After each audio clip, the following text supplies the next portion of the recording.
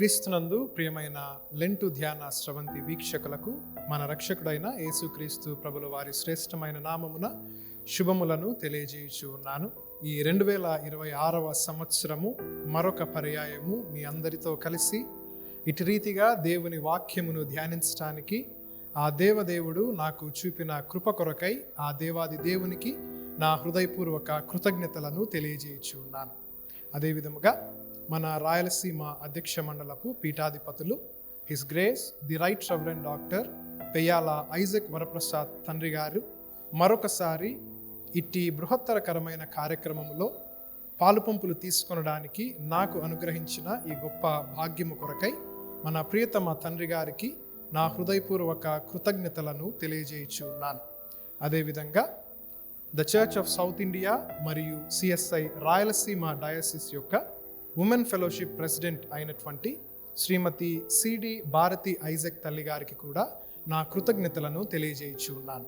రాయలసీమ అధ్యక్ష మండలపు office bearers అయినటువంటి వైస్ ప్రెసిడెంట్ మరియు యూత్ బోర్డ్ చైర్మన్ అయిన reverend doctor PDSJ Benhur Babu గారికి, diocesan secretary reverend doctor C Anandarao Babu గారికి, diocesan assistant secretary mister DC Anis Moses నాషి గారికి, diocesan honorary treasurer Shri P Daniel గారికి నా కృతజ్ఞతలను తెలియజేయచ్చు ఉన్నాను. అదేవిధముగా రాయలసీమ అధ్యక్ష మండలము యొక్క యూత్ బోర్డ్ డైరెక్టర్ అయిన reverend doctor PS Vinay Kumar Babu గారికి కూడా నా కృతజ్ఞతలను తెలియజేయచ్చు ఉన్నాను. ప్రత్యేకించి ప్రియా సహోదరులు మిస్టర్ పెయ్యాల జేకబ్ ప్రశాంత్ గారికి మరియు పెయ్యాల అబ్రహాం సుశాంత్ గారికి కూడా నా కృతజ్ఞతలను తెలియజేయచ్చు ఉన్నాను. ఈ వాక్య ధ్యానములో నాతో కలిసి పాలుపంపులు తీసుకుంటున్న మీ అందరికీ కూడా ఈ దినపు శుభములను దీవెనలను తెలియజేయచ్చు ఉన్నాను. ఈ దినము కొరకు ఏర్పాటు చేయబడిన దేవుని వాక్యమును మొట్టమొదట మనము చదువుకుందాం. పరిశుద్ధ గ్రంథము నుండి పరిశుద్ధుడైన మార్కు వ్రాసిన సువార్త 15వ అధ్యాయము 1 నుండి 5 వచనములు గల దేవుని వాక్యం. The gospel according to Saint mark 15th chapter verses commencing from 1 to 5. ఉదయము కాగానే ప్రధాన యాజకులను, పెద్దలను, శాస్త్రులను, మహాసభ వారందరూ కలిసి ఆలోచన చేసి యేసును బంధించి తీసుకొని పోయి పిలాతునకు అప్పగించిరి. పిలాతు, యూదుల రాజువు నీవేనా అని ఆయనను అడుగగా ఆయన నీవన్నట్టే అని అతనితో చెప్పెను. ప్రధాన యాజకులు ఆయన మీద అనేకమైన నేరములు మోపగా పిలాతు ఆయనను చూచి, మరల నీవు ఉత్తరమేమియు చెప్పవా? నీ మీద వీరు ఎన్నెన్ని నేరములు మోపుచున్నారో చూడుమనెను. అయినను యేసు మరి ఏ ఉత్తరమును చెప్పలేదు గనుక పిలాతు ఆశ్చర్యపడెను. అందరము తలలు వంచి చిన్న ప్రార్థన చేసుకుందాం. మహాపరిశుద్ధుడా, కృపగలిగిన మా పరలోకపు తండ్రి, జీవము గల దేవా, మరొకసారి నీ చక్కని వాక్యమును ధ్యానము చేయుటకు మీరు మాకందరికీ అనుగ్రహించిన ఈ భాగ్యము కొరకై నీకు వందనము చెల్లిస్తూ ఉన్నాం. నీ పరిశుద్ధ లేఖనమును మేము ధ్యానం చేయనై ఉండగా నా నోటి మాటలను, మా అందరి హృదయ ధ్యానములను నీ దృష్టికి అంగీకారములుగా చేసుకొని ఇప్పుడు నా నోటి ద్వారా నీవే ఈ ప్రియబిడలందరితో నీ వాక్యాన్ని మాట్లాడుమని యేసు నామమున వేడుకొనుచున్నాము తండ్రి, ఆమేన్. క్రీస్తునందు ప్రియమైన వార్లారా, మరొకసారి ఈ దినపు శుభములను మీ అందరికీ తెలియజేస్తూ ఉన్నాను. ఈ దిన వాక్య ధ్యాన నిమిత్తమై ఏర్పాటు చేయబడిన ధ్యాన అంశమును గురించి మనము ఆలోచన చేయగలిగితే, నీ మౌనమును మాట్లాడనిమ్ము అనే అంశాన్ని గురించి మనం ధ్యానం చేస్తాం. నీ మౌనమును మాట్లాడనిమ్ము, లెట్ యువర్ సైలెన్స్ స్పీక్. సమస్త మనుష్య జాతికి దేవుడు అనుగ్రహించినటువంటి ఒక గొప్ప వరము ఏదైనా ఉంది అనంటే అది మాట్లాడడం. దేవుడు సృష్టిని సృజించిన తరువాత 6వ దినమున ఆయన మానవుణ్ణి సృజించి మానవునికి మిగిలిన సృష్టికి మధ్య ఒక వ్యత్యాసాన్ని ఏర్పాటు చేసినాడు. ఏంటి ఆ వ్యత్యాసము అనంటే మాట్లాడడం. ఈ భూప్రపంచం అంతటి మీద మానవుడు మాత్రమే మాట్లాడగలడు. మిగిలిన సృష్టిజాలము మాటలు లేనివిగా ఉన్నట్లు మనం చూస్తాం. అయితే ఈ మాట అనేది దేవుడు మనకు అనుగ్రహించిన ఎంతో గొప్ప దీవెనగా మనము తలంచాలి. మనము పాత నిబంధన గ్రంథములో చూడగలిగితే దేవుడు కూడా వాక్కు రూపములో లేదా మాట రూపములో చాలాసార్లు మనకు కనబడతాడు. సో ఈ మాటకు ఎంతో ప్రాధాన్యత ఉన్నది. అయితే ఈనాటి మన ప్రపంచంలో మనం చూడగలిగితే అనేక విధములైన మాటలు, అనేక విధములైనటువంటి అభిప్రాయములు, అనేక విధములైనటువంటి నేరారోపణలు, అనేక విధములైనటువంటి న్యాయ విమర్శలు మన చుట్టూ కనపడతా ఉన్నాయి. ఇవి ఈనాటి కాలంలో మాత్రమే కాదు, కానీ యేసుక్రీస్తు ప్రభుల వారు జీవించిన కాలములో కూడా ఇటువంటి పరిస్థితులు అనేకములు మనకు వినపడతాయి. ఇన్ని పరిస్థితుల మధ్య యేసుక్రీస్తు ప్రభుల వారి యొక్క న్యాయ తీర్పు మనము ఇప్పుడు చదవబడిన వాక్యములో గమనించగలుగుతాం. సో యేసుక్రీస్తు ప్రభుల వారిని సంహరించాలని, ఆయనను చంపాలని ఇక్కడున్నటువంటి పెద్దలందరూ కూడా, ప్రధాన యాజకులు, శాస్త్రులు, పరిసయ్యులు, సభలోని పెద్దవారు వీరంతా కూడా కలిసి ఆయనను బంధించి పిలాతు వద్దకు తీసుకొని వచ్చినటువంటి సందర్భం మనకు కనపడుతుంది. అయితే ఇన్ని పరిస్థితులలో ఆయన చుట్టూ జనం అంతా కూడా మాట్లాడుతూనే ఉన్నారు, ఆయన మీద నిందలు మోపుతా ఉన్నారు, ఆయన మీద నేరాలు అభియోగిస్తూ ఉన్నారు. ఇన్ని జరుగుతూ ఉన్నా యేసుక్రీస్తు ప్రభుల వారు చాలా తక్కువగా మాట్లాడడము ఎంతో ప్రాముఖ్యతను సంతరించుకునింది. సో మనము ఇటువంటి పరిస్థితులను గమనిస్తే మనలను మనము డిఫెండ్ చేసుకోవడానికి, మనల్ని మనము సంరక్షించుకోవడానికి చాలా మాట్లాడతాం. సో అయినా యేసుక్రీస్తు ప్రభుల వారు ఇక్కడ తక్కువగా మాట్లాడినారు. ఒకే ఒక్క వాక్యం మాత్రమే, ఒకే ఒక్క మాట మాత్రమే ఆయన మాట్లాడినారు. దీనికి గల కారణం ఏంటి?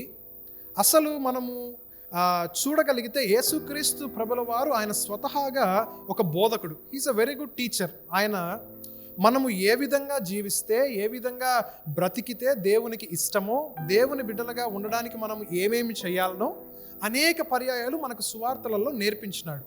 అయితే ఈ ప్రత్యేక లేఖన భాగము ద్వారా మార్కు సువార్త 15వ అధ్యాయము 1 నుండి 5 వచనాలలో చెప్పబడిన లేదా జరిగిన ఈ సంఘటన ద్వారా ఆయన మనకు ఏమి నేర్పించబోతా ఉన్నాడు అని మనం చూడగలిగితే కొన్ని మనము నేర్చుకోవలసినటువంటి లక్షణాలను గురించి ఆయన ఈ దినాన మనతో మాట్లాడుతూ ఉన్నాడు. వాటిలో మొట్టమొదటి లక్షణము లేదా మనము కలిగి ఉండాల్సినటువంటి బిహేవియరల్ క్యారెక్టర్ ఏంటి అని అంటే, మనకు ఎదురవుతున్నటువంటి ప్రతికూల పరిస్థితులలో, మనల్ని అపార్థము చేసుకున్నటువంటి పరిస్థితులలో మనము రియాక్ట్ అవ్వడానికంటే ముందుగా, ప్రతిస్పందించడానికంటే ముందుగా నిజం మీద మనము నిలబడగలగాల.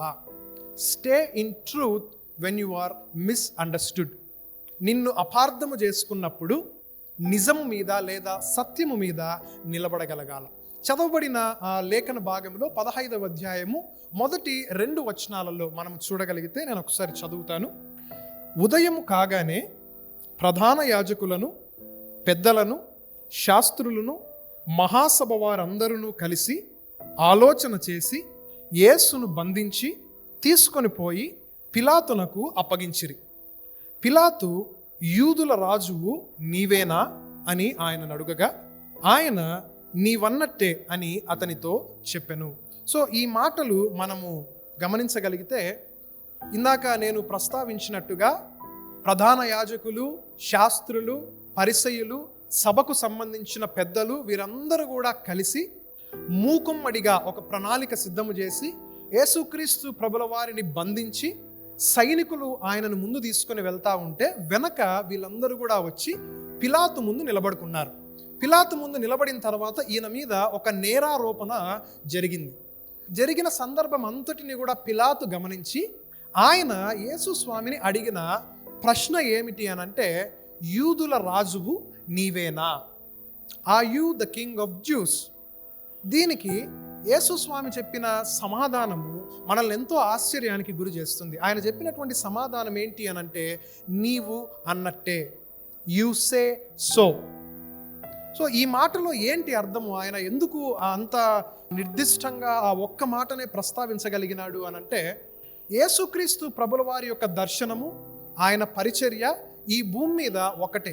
దేవుని రాజ్యము యొక్క సువార్తను ప్రకటించి ప్రజలందరినీ ఆయన రాజ్యమును స్వతంత్రించుకునే వారిగా మలచడం.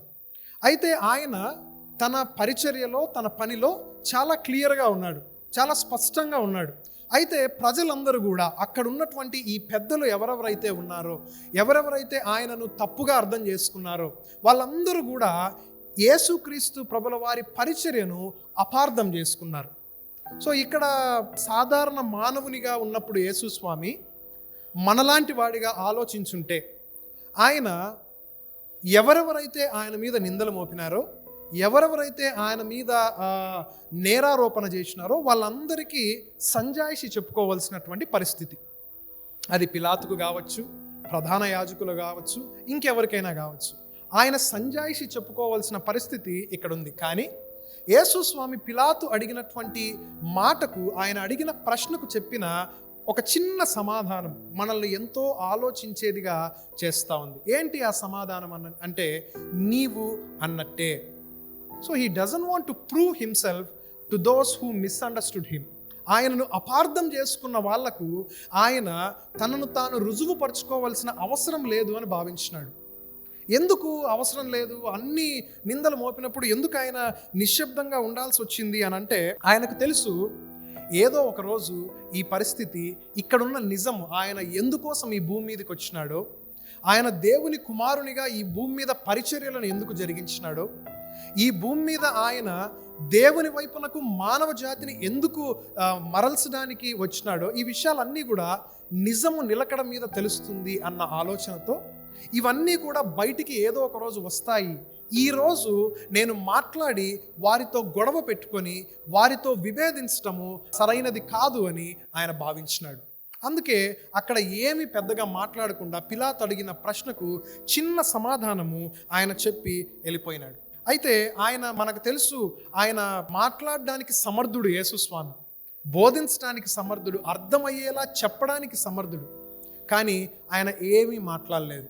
ఎందుకు అనంటే, అక్కడ జరిగినటువంటి సందర్భంలో నిజం అనేది రానున్న భవిష్యత్తులో అది అందరి కళ్ళకు కనబడింది. సో దానికి ఒక నిదర్శనం ఏంటి అనంటే, యేసు స్వామి దేవుని కుమారునిగా ఇక్కడ ప్రజలందరికీ కూడా తనను తాను పరిచయం చేసుకుంటా ఉన్నాడు అని చెప్పి ఆయన మీద నింద మోపబడింది.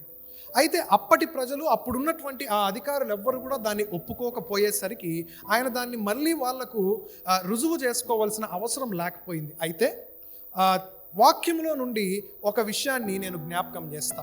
ఏంటి అది అనంటే, పరిశుద్ధ మత్తయి సువార్త 27వ అధ్యాయము 54వ వచనంలో ఆయన నిజమైన దేవుని కుమారుడని అన్నటువంటి నిజము ప్రజలందరికీ కూడా స్పష్టముగా కనబడింది. ఏంటి ఆ మాట అనంటే, పరిశుద్ధ మత్తయి సువార్త 27వ అధ్యాయము 54వ వచనం, శతాధిపతియు అతనితో కూడా యేసునకు కావలి ఉన్న వారును భూకంపమును జరిగిన కార్యములన్నిటినీ చూచి మిక్కిలి భయపడి నిజముగా ఈయన దేవుని కుమారుడని చెప్పుకొనిరి. సో ఈ మాట నిజం, వాస్తవం. యేసు స్వామి దీన్ని రుజువుపరచుకోవాల్సిన అవసరం అయితే రాలేదు. ఆయన తాను దేవుని కుమారుడని అక్కడున్నటువంటి వారికి, ఆయన మీద నిందలు మోపిన వారికి, నేరారోపణ చేసిన వారికి రుజువుపరచుకోవాల్సిన అవసరం రాలేదు. కానీ మనం అనుకున్నట్టుగా నిజం నిలకడ మీద తెలుస్తుంది అని అనుకున్నట్టుగా అక్కడున్నటువంటి యేసు స్వామిని సిలువ వేసిన తర్వాత, ఆయన చనిపోయిన తర్వాత, ఆయన తన ఆత్మను దేవుడికి అప్పగించిన తర్వాత జరిగిన పరిస్థితులన్నిటి రీత్యా అక్కడున్న శతాధిపతి తన సైనికులతో మాట్లాడిన మాట, ఈయన నిజముగా దేవుని కుమారుడు. సో మనం కూడా ఇటువంటి పరిస్థితులలో చాలాసార్లు ఉంటాం. మన కుటుంబాలలో కావచ్చు, మనం ఉద్యోగం చేసే దగ్గర కావచ్చు, మన సంఘములో కావచ్చు, లేకపోతే మన పరిచర్యలలో కావచ్చు, చాలాసార్లు మనల్ని మన పరిస్థితులను బట్టి అపార్థం చేసుకునేటువంటి వారు చాలామంది ఉంటారు. మన మాటలను బట్టి లేదా మన నడవడికను బట్టి అపార్థం చేసుకుంటారు, మిస్అండర్స్టాండ్ చేసుకునే వాళ్ళు చాలామంది ఉంటారు. అయితే ఈ దినాన యేసు స్వామి తన జీవితంలో జరిగిన ఈ సంఘటన ద్వారా మనకు నేర్పించేది ఏంటి అనంటే, నిన్ను అపార్థం చేసుకున్న వాళ్ళందరికీ నిన్ను ప్రూవ్ చేసుకోవాల్సిన అవసరము లేదు. నిజమేంటో నిలకడ మీద తెలుస్తుంది. He stayed silent. He stayed calm on his truth so that the truth will come out one day. ఆయన నిజం మీదనే నిలబడినాడు, సత్యం మీదనే ఆయన ఉన్నాడు. ఆ ఒక్క రోజు వచ్చినప్పుడు తన ఈ భూమి మీదకి రావడానికి గల కారణము ఆయన నిజమైన దేవుని కుమారుడని ప్రజలందరూ తెలుసుకునే సంఘటన అక్కడ మనకు కనపడతా ఉంది. రెండవ విషయము ఏంటి అనంటే, ఈ సంఘటన నుండి మనం నేర్చుకోవాల్సిన విషయం ఏంటి అనంటే, మన మీద నేరారోపణ చేయబడినప్పుడు మనము సమాధానమును ఎన్నుకోవలసిన వారమై ఉన్నాం. when you are accused, when some accusation is on you, you need to stay in peace. నువ్వు నింద మోపబడిన వాడిగా లేదా నింద మోపబడిన దానవుగా ఉన్నప్పుడు గొడవలకు వెళ్ళడం కంటే, ప్రతిస్పందించడం కంటే నిశ్శబ్దముగా సమాధానముతో ఉండడము మంచిది. చదవబడిన వాక్యములోని తదుపరి 2 వచనములను నేను చదివి వినిపిస్తాను. 3వ వచనములో, ప్రధాన యాజకులు ఆయన మీద అనేకమైన నేరములను మోపగా పిలాతు ఆయనను చూచి, మరలా నీవు ఉత్తరమేమియూ చెప్పవా? నీ మీద వీరు ఎన్నెన్ని నేరములు మోపుచున్నారో చూడుమనెను. సో ఇక్కడ పిలాతు అంటా ఉన్నాడు, ఆయన బీయింగ్ ఎ రోమన్ గవర్నర్, ఆయన చెప్తా ఉన్న మాట యేసు స్వామితో ఏంటి అని అంటే, చూడు నీ చుట్టూ ఇంతమంది ఉన్నారు, వీళ్ళందరూ కూడా అప్పటిదాకా మాట్లాడకుండా కొన్ని మాటలు అరిచి ఆగిపోయిన వీళ్ళందరూ కూడా మళ్ళీ రియాక్ట్ అవుతా ఉన్నారు, మళ్ళీ గట్టిగా మాట్లాడుతూ ఉన్నారు. అతన్ని శిక్షించు, అతన్ని నువ్వు ఇప్పుడే మరణానికి అప్పచెప్పు, అతని మీద కఠినమైనటువంటి శిక్షలను నువ్వు వేయాలని పిలాతును ప్రోద్బలపరుస్తూ ఉన్నారు. ఇతను దేవదూషణ చేస్తూ ఉన్నాడు, తనే దేవుని కుమారునని చెప్పుకుంటా ఉన్నాడు, యూదుల రాజునని చెప్పుకుంటా ఉన్నాడు, ఏదో ఒకటి చెయ్యనని అడుగుతూ ఉంటే పిలాతు యేసుస్వామిని చూసి అడిగిన మాట, వీళ్ళందరూ కూడా నీ మీద నేరములు మోపుతా ఉన్నారు, యు హ్యావ్ బీన్ అక్యూజ్డ్. మరి నువ్వు ఏం ప్రతిస్పందించవా, నువ్వేం మాట్లాడవా అని ఆయనను అడుగుతా ఉన్నాడు. అయినా యేసుస్వామి ఏమీ మాట్లాడలేదు, ఒక్క మాట కూడా ప్రతిస్పందించలేదు. ఎందుకు? ఏమి నేర్పిస్తా ఉన్నాడు? What is he trying to teach us?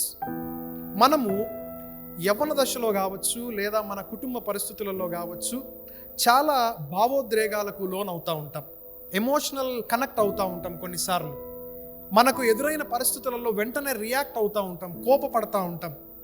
ఇక్కడ యేసు స్వామికి జరిగిన సంఘటన కంటే, ఆయన మీద మోపబడిన నేరం కంటే పెద్ద పెద్ద సమస్యలు మన దగ్గరికి ఏం రావు, పెద్ద పెద్ద నిందలు మన మీద ఏం మోపరు. అయినా చిన్న చిన్న సమస్యలు వచ్చినా, చిన్న ఇబ్బందులు వచ్చినా, చిన్న నేరములు మన మీద మోపినా వెంటనే మనము రియాక్ట్ అవుతాము, వాటికి సమాధానం చెప్పడానికి ప్రయత్నం చేస్తాము, మనల్ని మనం ప్రూవ్ చేసుకోవడానికి ట్రై చేస్తాం. ఐఎమ్ నాట్ దట్, నేను ఆ వ్యక్తిని కాదు అని మనల్ని మనము రుజువుపరచుకోవడానికి ప్రయత్నం చేస్తాం. అయితే యేసు స్వామి ఏమీ మాట్లాడలేదు, he stayed silent, he stayed calm. చాలా నెమ్మదిగా ఆయన ఉన్నాడు. ఎందుకు అంటే, అవతల ఆయన మీద నేరం మోపుతా ఉన్నటువంటి వారందరి ఆలోచన యేసు స్వామికి ముందుగానే తెలుసు. ఆయనను ఎలాగైనా చంపాలని అక్కడున్న వాళ్ళందరూ కూడా సిద్ధపడి ప్రణాళికను తయారు చేసినారని యేసు స్వామికి ముందుగానే తెలుసు. మనం అనుకోవచ్చు, ఎట్లా తెలిసింది యేసు స్వామికి? How come he got to know everything అని అంటే, చదవబడిన బైబిల్ గ్రంథంలోని ఒక మాటను నేను జ్ఞాపకం చేస్తా. పరిశుద్ధ మత్తయి సువార్త 12వ అధ్యాయము 9 నుండి 14 వచనాలలో ఒక సంఘటన కనపడతా ఉంది. ఏంటి ఈ సంఘటన అనంటే, యేసుక్రీస్తు ప్రభుల వారు ఒక విశ్రాంతి దినం రోజున సమాజ మందిరంలోనికి వెళ్ళి అక్కడ పరిచర్యలన్నిటినీ ఆచరించి, ఆ సమాజ మందిరంలో అందరూ ఉన్నారు, ప్రజలు, సభ అంతా కూర్చొని ఉంది, శాస్త్రులు ఉన్నారు, పరిసయ్యులు ఉన్నారు, అనారోగ్యంతో బాధపడే వాళ్ళు ఉన్నారు, చాలా మంది కూర్చొని ఉన్నారు అక్కడికి ఒక ఊచ చెయ్యి గలవాడు వచ్చాడు. అతనికి 2 చేతులు సరిగ్గా పనిచేయవు, ఒక చెయ్యి బాగా పనిచేస్తుంది, ఇంకొక చెయ్యి సరిగ్గా పనిచేయదు, పూర్తిగా ఇలా మనలాగా చెయ్యి ముందుకు చాపలేనటువంటి పరిస్థితి. అయితే అతన్ని యేసుస్వామి చూసి దగ్గరికి రాని పిలిచినాడు. అతను వెళ్ళగానే యేసుస్వామిని ఇక్కడ చుట్టూ ఉన్నటువంటి ఈ శాస్త్రులు, పరిసయ్యులు గమనిస్తూ ఉన్నారు. గమనించి ఏం చేస్తాడో, విశ్రాంతి దినం రోజు కదా, ఏ పనులు చేయకూడదు కదా, ఈయన బాగు చేస్తాడా, ఏం జరగబోతా ఉందని ఎదురు చూస్తూ ఉన్నారు. ఆయనను ఎప్పుడెప్పుడు పట్టుకుందామా, ఆయన ఎప్పుడు తప్పు చేస్తాడా అని ఎదురు చూస్తూ ఉన్నారు ఆయన మీద. యేసుస్వామి వాళ్ళందరికీ చెప్పవలసిన సమాధానం చెప్పి, విశ్రాంతి దినము రోజు ఈ పని చేయడము న్యాయమే అని బోధించిన తర్వాత ఆ ఊచ చెయ్యి గలవాన్ని దగ్గరకు పిలిచి, నీ చెయ్యి చాపుము అని అన్నాడు. చెయ్యి చాపము అని అంటేనే వాడు వేరే సందేహం ఏం లేకుండా, ఏం ఆలోచన చేయకుండా వాడి చెయ్యిని ఇట్లా చాపంగానే పూర్తిగా ఇట్లా ముడుచుకొని పోయి ఉన్న వాడి చెయ్యి పూర్తిగా బాగైపోయి గంతులు వేసినాడు, దేవునికి కృతజ్ఞతలు చెప్పినాడు. ప్రభువా, ఇన్ని రోజులు నేను వేచి చూసిన నా ఎదురు చూపుకు ఈరోజు నువ్వు నాకు స్వస్థతనిచ్చినావని ఆనందపడినాడు. అయితే ఇతని సంతోషము ప్రక్కకు పెడితే ఈ యేసుక్రీస్తు ప్రభుల వారి చుట్టూ ఉన్న పరిసయ్యులు, శాస్త్రులు ఆయన మీద సనుగుకున్నారు, ఆయన మీద మండిపడినారు. ఆ వాక్యంలో చెప్పబడిన మాటను నేను చదివి వినిపిస్తాను ఒకసారి. పరిశుద్ధ మత్తయి సువార్త 12వ అధ్యాయము 14వ వచనములో చూడగలిగితే, అంతటా పరిసయ్యులు వెలుపలికి పోయి ఆయనను ఏలాగు సంహరింతుమా అని ఆయనకు విరోధముగా ఆలోచన చేసిరి. సో ఏం చేస్తా ఉన్నారు ఇక్కడ అనంటే, యేసు స్వామిని ఎలా చంపాలి, ఆయనను ఎలా మేము బంధించాలి, ఆయన మీద ఎలాగ నిందలు మోపాలి అని ఆలోచన చేసుకొని ఉన్నారు. సో ఈ యేసు స్వామి ఆయనకు తెలిసి ఇవంతా ఆయన గమనిస్తానే ఉన్నాడు, ఆయన చుట్టూ జరుగుతున్న పరిస్థితులను చూస్తానే ఉన్నాడు. ఇక్కడ ఇప్పుడు చదివిన వాక్యములు అనగా మార్కు సువార్తలో చదివిన వాక్యములో జరిగిన పరిస్థితికి ఆయన తనను తాను ముందుగానే సిద్ధపరచుకున్నాడు. వాళ్ళు ఆయన మీద మోపే నిందలను, వాటికి ప్రతిస్పందించకుండా ఆ నిందలను ఓర్చుకోవడానికి, ఆ నిందలను భరించడానికి తనను తాను సిద్ధపరచుకున్నాడు. ఈ శాస్త్రులు, పరిసయ్యులు చేసిన పనులన్నిటినీ కూడా ఓపికతో ఆయన భరించినాడు. ఎందుకు అనంటే, ఎందుకు భరించాలా? అంత ఓపికగా భరించాల్సిన అవసరమేముంది యేసు ప్రభువుకి? ఆయన దేవుని కుమారుడు కదా, తిరిగి వాళ్ళని ఒక మాట అనొచ్చు కదా, తిరిగి ప్రతిస్పందించవచ్చు కదా అని అంటే, అది ఆయన పరిచర్య కాదు, ఆయన నిబద్ధత కాదు, ఆయన దర్శనము కాదు, ఆయన భారము అది కాదు. It is not his mission to react to everyone who is opposing him. ఆయన వచ్చినటువంటి పరిచర్య దేని కొరకు అనంటే, నీలాంటి నాలాంటి అనేక మంది మానవుల మీద ఉన్నటువంటి పాపమనబడిన మరకను తన రక్తమునిచ్చి కడిగి వేయడానికి ఆయన వచ్చినాడు. ఆ కడిగి వేయాల్సిన ప్రక్రియ జరగాలనంటే ఈ అవమానాలను, ఈ నిందా ఆరోపణలను ఆయన ఓర్చుకోవలసి ఉంది. సో ఆయన మనకు ఇంకొక నూతనమైనటువంటి ఆలోచన విధానాన్ని ఇక్కడ నేర్పిస్తూ ఉన్నాడు. సో మనము ఇటువంటి పరిస్థితులలో నిశ్శబ్దంగా ఉండిపోవడం కరెక్టేనా అని మనకు అనిపించవచ్చు. Yes, of course. నిశ్శబ్దంగా మాట్లాడకుండా ఉండడము మన బలహీనత కాదు. Silence is not our weakness, but it is our strength to build our spirituality. దేవునిలో మనము ఆధ్యాత్మికంగా ఎదగడానికి ఒక బలముగా మనం మౌనం ఉండాలా. సో యేసుస్వామి తనను తాను ఆత్మీయంగా బలపరుచుకున్నాడు ఈ మౌనం ద్వారా. ఎందుకు అనంటే ఆయనకు తెలుసు ఆయన కోపము అనేక నష్టాలకు కారణమవుతుంది. ఒకవేళ ఆయన అక్కడ రియాక్ట్ అయ్యి ఉంటే, ఆ మాటలకు ప్రతిస్పందించుంటే, వాళ్ళ మీద కోపపడి ఉంటే పరిస్థితులు ఇక్కడ చదివినట్టుగా ఉండేవి కాదు. చాలాసార్లు మన కోపమే మనల్ని నష్టాల పాలు చేస్తుంది. Our anger destroys our cells. So మన కోపం చాలాసార్లు మనల్ని మనమే నష్టపరుచుకునేదిగా ఉంది. సో ఆ కోపమును ఓర్చుకోగలిగిన సామర్థ్యము ఇక్కడ యేసు స్వామి నుండి మనము నేర్చుకోవాలి. మనము చాలాసార్లు వెంటనే రియాక్ట్ అవుతాం. ఏదన్నా జరిగితే, మన దృష్టికి ఏదైనా వస్తే వెంటనే దానికి ప్రతిస్పందిస్తాం. ఉదాహరణకి మీ అందరికీ బాగా తెలిసిన ఒక విషయమే చెప్తా. మనము రోజు మొబైల్ ఫోన్ యూజ్ చేస్తూ ఉంటాం. మొబైల్ ఫోన్స్లో ఈ సోషల్ మీడియాలో మనకు చాలా కనపడతాయి. వాట్సాప్లో, ఫేస్బుక్లో, ఇన్స్టాగ్రామ్లో ఏదో ఒక పోస్ట్ ఒకటి కనపడుతుంది. ఫలానా వ్యక్తి ఫలానా తప్పు చేశాడు అని ఎవరో ఒకరు అతని మీద లేదు ఆమె మీద ఒక నింద మోపి దాన్ని సోషల్ మీడియాలో పోస్ట్ చేస్తారు. మనమేం చేస్తాము? వెంటనే దాన్ని షేర్ చేస్తాం, దాని కింద కామెంట్ పెడతాం, ఇలాంటి వాడిని అది చేయాలా, ఇలాంటి ఆమెను ఇది చేయాలా అని. అక్కడ ఏం జరిగిందో మనకు తెలియదు. ఆ పోస్టులో నిజం ఎంతుందో మనకు తెలియదు. But yet we react soon. చాలా వెంటనే ప్రతిస్పందిస్తాం. షేర్ చేయి, వాని గ్రూప్లో షేర్ చేయి, ఈ గ్రూప్లో పెట్టు, ఇంకొకరికి పంపించు, వాళ్ళకి పంపించు, కామెంట్ చేయి కింద. సో యేసు స్వామి మనలాంటి వాళ్ళకే ఇక్కడ ఒక చక్కటి లక్షణం నేర్పిస్తూ ఉన్నాడు. Don't react too fast. త్వరగా ప్రతిస్పందించదు దేనికి కూడా. దాంట్లో నిజాలు ఏమున్నాయి, దాంట్లో యథార్థత ఎంత ఉంది అని తెలుసుకున్న తర్వాత అప్పుడు ప్రతిస్పందించు. సో ఇది రెండవ మాట. ఇక మూడవ మాటను మనము గమనించుకోగలిగితే, చదవబడిన ఇంకొక వచనములో 15వ అధ్యాయము 5వ వచనములో, అయినను యేసు మరి ఏ ఉత్తరము చెప్పలేదు గనుక పిలాతు ఆశ్చర్యపడెను. సో ఇక్కడ ఇంకొక మాదిరిని ఆయన నేర్పిస్తూ ఉన్నాడు. ఏంటి ఈ మాదిరి అనంటే, యేసుక్రీస్తు ప్రభుల వారు he didn't even react even after every accusation is on him. ఆయన మీద అన్ని నిందలు మోపినా కూడా ఆయన ఏమీ మాట్లాడట్లేదు. ఆ ఒక్క మాట తప్ప, నీవన్నట్టే అన్న ఒక్క మాట తప్ప మరి ఏ మాట కూడా ఆయన మాట్లాడకుండా ఆగిపోయినాడు. ఎందుకు? యేసు స్వామికి మాట్లాడగలిగిన సామర్థ్యం లేదా? ఈజ్ ఈ not capable to speak out? ఆయనకు ధైర్యం లేదా? He is not Brave enough to defend himself? ఆయనకు ధైర్యం ఉంది, మాట్లాడడానికి సామర్థ్యం ఉంది. కానీ అక్కడ జరుగుతున్న పరిస్థితులన్నీ గమనించిన తరువాత యేసుక్రీస్తు ప్రభుల వారు చేసిన పని ఏంటి అనంటే, తన జీవితం మొత్తాన్ని దేవునికి సమర్పించుకున్నాడు. దేవుని చిత్తానికి లోబడడానికి అక్కడ నిర్ణయం తీసుకున్నాడు ఆయన.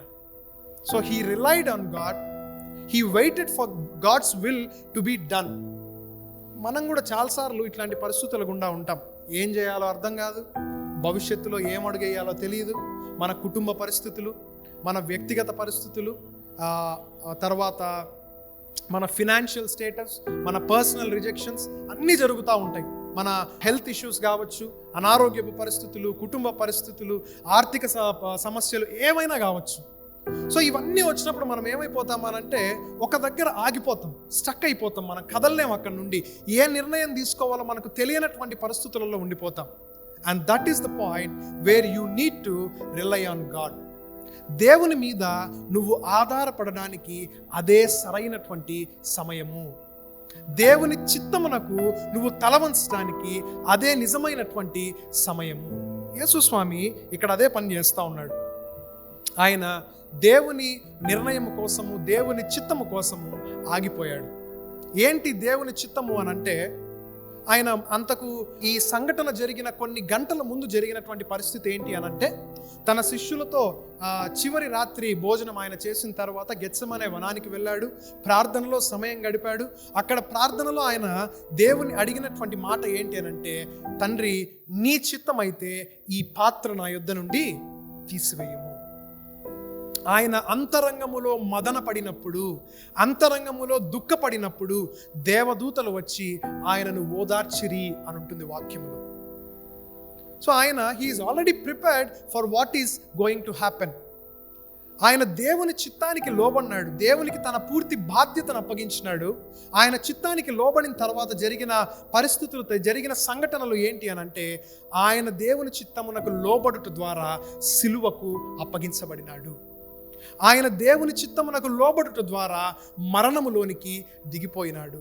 ఆయన అదే దేవుని చిత్తానికి లోబడుట వలన ఆ సిలువలో పొందినటువంటి మరణమును జయించి పునరుత్థానుడిగా తిరిగి లేపబడినాడు. నీకు నాకు ఇటువంటి ఒక నిరీక్షణను ఆయన ఇవ్వగలిగినాడు. సో ఈ పరిస్థితులన్నిటి గుండా మనం జ్ఞాపకం చేసుకోవాల్సిన విషయం ఏంటి అనంటే, when you are stuck up, నువ్వు ఒక దగ్గర ఆగిపోయినప్పుడు, నీ జీవితము కదలలేని పరిస్థితులలో ఉన్నప్పుడు నువ్వు పూర్తిగా దేవుని మీద ఆధారపడాలా, ఆయన చిత్తమునకు లోబడి జీవించగలగాల. మనము ఓకే, అఫ్ కోర్స్ మనకు ఆ విశ్వాసం ఉంది, దేవుని మీద చెయ్యగలము అనే నమ్మకం ఉంది. యేసు స్వామి చేసినప్పుడు మనం చేయలేమా అనే ఆలోచన కూడా మనకుంది. అయితే మనుషులము కదా, ఈ లోకములో, ఈ సమాజంలో బ్రతుకుతా ఉన్న వాళ్ళం కదా, మనకు ఒక ప్రశ్న రావచ్చు. ఎవరేం మాట్లాడినా, ఎవరెన్ని మాటలన్నా నేను ప్రతిస్పందించకూడదా, నేనేమి మాట్లాడకూడదా, నేను ఏ మాట చెప్పకూడదా బయటికి అని మనం అనుకోవచ్చు. అయితే దేవుడు ఈ దినాన మనకు నేర్పిస్తా ఉన్న ఒక చక్కటి మాట ఏంటి అనంటే, let your blessed life speak louder than your voice. దీవించబడిన నీ జీవితము నీ మాట కంటే, నీ స్వరము కంటే గట్టిగా వినపడేటట్లు నువ్వు బ్రతకాలా. యేసు స్వామి అదే చేసినాడు. ఆయన మాట మనకు కనపడడం లేదు ఇక్కడ, కానీ ఆయన బ్రతికిన జీవితము మనకు కనపడతా ఉంది. ఆఖరి నిమిషాలలో కూడా ఆయన తనను తాను తగ్గించుకొని దేవుని చిత్తానికి లోబడిన సందర్భము ఇక్కడ మనకు కనపడతా ఉంది. అది మనం నేర్చుకోగలగాల. క్రీస్తు ప్రభుల వారి విశ్వాసులముగా, ఆయన బిడ్డలముగా, ఆయన దారిలో నడుస్తూ ఉన్నటువంటి ఆయన నిత్య రాజ్యపు వారసులముగా, వారసురాండ్లముగా మనము నేటి సమాజానికి క్రైస్తవ్యమును గురించి ఏమి నేర్పిస్తా ఉన్నాం? తిరిగి వెంటనే మాట్లాడడమా, కొట్లాటలకు పోవడమా, గొడవలు పెట్టుకోవడమా? కాదు. యేసు స్వామిని వెంబడించడము అనంటే మెడలో బంగారు సిలువను వేసుకొని వెళ్ళడం కాదు. నీ మెడలో ఉన్న సిలువ అందరికీ కనపడేటట్టు తిరగడం కాదు. నీలో క్రీస్తు ప్రేమను చూపించగలగాల, ఆయనలో ఉన్న లక్షణాలను నీలో నువ్వు చూపించగలగాల. అది ఈ దినాన మనకు నేర్పిస్తా ఉన్నాడు ప్రభు. ఆఖరిగా నేను ఒక్క వాక్యమును చదివి ఈ వాక్యమును ముగిస్తాను. నూతన నిబంధనలో నుండి యాకోబు రాసినటువంటి పత్రిక 1వ అధ్యాయము 19వ వచనములో ఒక చక్కటి మాట ప్రస్తావించబడతా ఉంది. నా ప్రియ సహోదరులారా, మీరీ సంగతి ఎరుగుదురు గనుక ప్రతి మనుష్యుడును వినుటకు వేగిరపడువాడును, మాట్లాడుటకు నిదానించువాడును, కోపించుటకు నిదానించువాడునై ఉండవలను. ఈ దినాన ప్రియమైనటువంటి వారలారా, క్రీస్తు ప్రభుల వారి జీవితంలో ఆయన చేసినటువంటి ఈ గొప్ప కార్యములో మనము నేర్చుకోవలసినటువంటి విషయం ఏంటి అనంటే, మాట్లాడుటకు నిదానించాలా, ప్రతిస్పందించడానికి నిదానించాలా, వినడానికి వేగిరపడాలా, కోపపడడానికి నిదానించాలా. సో ఈ విషయాలను ఆయన మనకు నేర్పిస్తా ఉన్నాడు. జరిగిన ఈ వాక్య ధ్యానం అంతటిలో కూడా యేసుక్రీస్తు ప్రభుల వారు చేసిన పని ఏంటి అనంటే, ఆయన మౌనమును మాట్లాడేదిగా చేశాడు. His silence spoke everything. మనము కూడా ఆయన బిడ్డలముగా, ఆయన వారసులముగా, ఈ లోకములో ఆయనకు వారధులముగా, ఆయన చేసినటువంటి నూతన కార్యానికి, ఆయన చిందించినటువంటి రక్తానికి ప్రతిఫలాలుగా మనం ఈ లోకములో జీవిస్తూ ఉన్నాం. మన మౌనము నలుగురిలో మాట్లాడగలిగేటట్టు మనం చేయాలా? దీవించబడినటువంటి నీ జీవితమును చూసి ఎవరైతే నిన్ను వేలెత్తి చూపించినారో, ఎవరైతే నిన్ను కించపరిచినారో, ఎవరైతే నిన్ను అవమానపరిచినారో, వాళ్ళే దేవుడు నిన్ను దీవిస్తున్న విధానము చూసి ఆశ్చర్యపోయేలా నువ్వు నీ జీవితాన్ని సరిచేసుకోగలగాల. అటువంటి చక్కని జీవితమును మనమందరము కలిగి ఉండడానికి ఆ పరిశుద్ధాత్మ దేవుడు ఇప్పుడు సదాకాలము మనల్ని అందరినీ అనుగ్రహించి దీవించునుగాక. ఆమెన్. అందరము తలలు వంచి చిన్న ప్రార్థన చేసుకుందాం. జీవము గల తండ్రి, కృపగలిగిన మా దేవా, విన్న వాక్యమంతటి కొరకై నీకు వందనములు చెల్లించుచు ఉన్నాం. మా ప్రభువా, నీ కుమారుడైన యేసుక్రీస్తు ప్రభుల వారు తన క్లిష్ట సమయములో, తన చుట్టూ విరోధులు ఉన్నటువంటి పరిస్థితులలో, ఆ పరిస్థితులను ఏ విధముగా తన మౌనముతో ఎదుర్కొన్నాడో ఈరోజు మేము వాక్యములో తెలుసుకున్నాం. మా మౌనము మాట్లాడగలిగేదిగా ఉండునట్లు నీ కృపను మాకు అనుగ్రహించండి. దేవా, యవ్వనస్తులముగా మా చుట్టూ జరుగుతున్న అనేక పనులను, అనేక క్రియలను మేము చూసి వాటికి వెంటనే ప్రతిస్పందించే వారముగా ఉండకుండా ఆలోచించుటకు కావలసిన జ్ఞానం మాకు అనుగ్రహించమని వేడుకొనుచున్నాం. దయగల మా ప్రభువా, ఈ వాక్య ధ్యాన సమయం అంతటిలో ఏకీభవించిన బిడ్డలందరి కొరకై నీకు వందనములు చెల్లించుచు, ఈ దిన మా పనులను, ప్రయాణములను, ఉద్యోగ ధర్మములను నీవు ఆశీర్వదించుమని, మరలా మేమందరము కూడా నీ సన్నిధిలో చేరి ప్రార్థించు వరకు నీ కృపాక్షేమములను మాకు ఈవులుగా అనుగ్రహించి దీవించుమని మా ప్రభువును రక్షకుడైన యేసుక్రీస్తు ప్రభుల వారి శ్రేష్టమైన నామమున ప్రార్థించుచున్నాము తండ్రి. ఆమెన్. మన ప్రభువు రక్షకుడగు యేసుక్రీస్తు యొక్క కృపయు, తండ్రి అయిన దేవుని ప్రేమయు, పరిశుద్ధాత్మ దేవుని యొక్క నిత్య అన్యోన్య సహవాసము, సన్నిధి, కాపుదల మీకు మీ భవిష్యత్తునకు తోడయుండునుగాక. ఆమెన్.